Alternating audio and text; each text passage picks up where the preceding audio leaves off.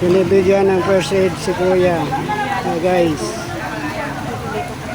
aksidente sa motor. Binibigyan ng first aid ng taga-barangay. Nakita kami kanina nakaiga doon.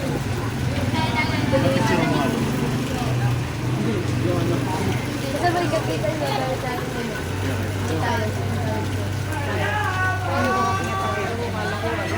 Kasi hindi kakapit yan pag may buhok.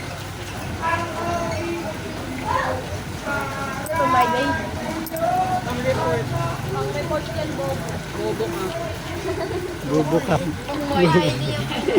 Marda yung po. Napapatayin nyo pa rin yan ha, biyak po yan. Sa amin, first aid lang po sa barangay ha. First aid lang ito.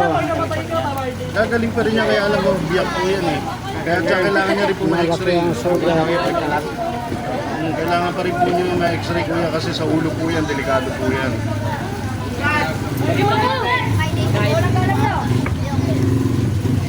Ayan yung ating taga-barangay na first aid. Ayan. Papabalita tayo rin. Tuloy ka ba? Ano?